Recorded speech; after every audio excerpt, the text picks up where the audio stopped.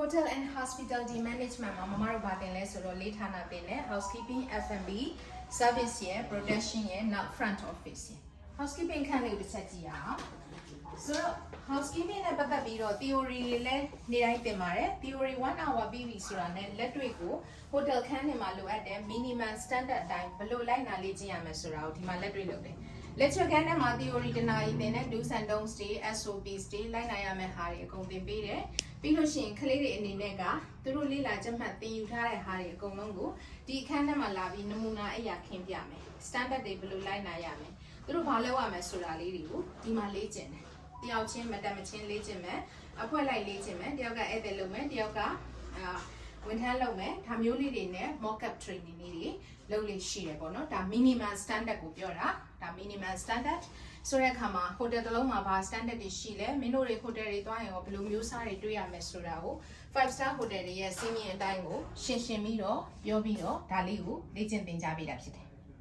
F&B မှာဆိုရင်လည်းအဲ့လိုပဲ F&B ကတော့ပို့ပြီးတော့များတယ်ပေါ့နော်လေ့လာလေ့ကျင့်ရတာတွေ types of menu တွေ types of service တွေ table တွေကိုဘယ်လို set up လုပ်တယ် F&B ဌာနတွေဘယ်နှခုရှိတယ်ပေါ့နော်အဲ့ဒါတွေအကုန်လုံးသင်ပြီးပြီဆိုတာနဲ့ဒီမှာလာပြီးတော့လက်တွေ့လေးတွေဆင်ရတာလေးလုပ်တယ်ဒါလေးကတော့ formal setup လေးကိုပြထားတယ်ပေါ့နော်အဲ့ဒီ formal setup မှာဆိုလို့ရှိရင်ဒါ banquet style သွားတယ်cover blouse ဆိုလို့ရှိရင်ဘယ်လိုခင်းရမလဲဘယ်လိုပြုရမလဲ standard hygiene standard တွေဘယ်လိုလိုက်နာရမလဲဒါလေးတွေကိုအသေးစိတ်ဒီမှာလာပြီးတော့လေ့ကျင့်တဲ့အခန်းလေးပေါ့နော်အဲ့ဒါအဖွဲ့လိုက်လှုပ်ဆောင်မှုလေးတွေလည်းပါတယ် gala dinner ဆိုရင်ဘာလုပ်ရမလဲနောက် set menu ဆိုရင်ဘာလုပ်မလဲပြီးလို့ရှိရင်different types of menu တွေသူတို့အကုန်လုံးသင်ထားခဲ့တဲ့အခါကျတော့သူတို့အနေနဲ့ဒီမှာလာပြီးတော့ကလေးတွေအနေနဲ့လေ့ကျင့်ခန်းလေးတွေလက်လုပ်လို့ရတယ်ပေါ့နော်ဆိုတော့ F&B ကတော့ပို့ပြီးတော့ကျေပြန့်တဲ့ housekeeping ထပ်စားလို့ရှိရင်သူတို့လေ့လာရမယ့်ဟာတွေအများကြီးရှိမယ် menu တွေရှိမယ် types of service တွေရှိမယ် types of setting တွေရှိမယ် hygiene ပါမယ်เนาะ beverage knowledge တွေအများကြီးပေါ့เนาะအဲ့ဒါတွေသင်ပြီးပြီဆိုတဲ့အခါမှာဒီမှာလာပြီးတော့လေ့ကျင့်ခန်းလေးတွေဆင်းလို့ရတယ်သင်တန်းပြီးသွားရင်တော့မှလာပြီးတော့သူတို့အနေနဲ့ practical လေးတွေလာလုပ်လို့ရတယ်ပေါ့ဒီခန်းထဲမှာ front office department ဖြစ်တယ်ဒါလေးရတော့လေ travel and tourism နဲ့ပတ်သက်တာလေးတွေကိုဒီမှာ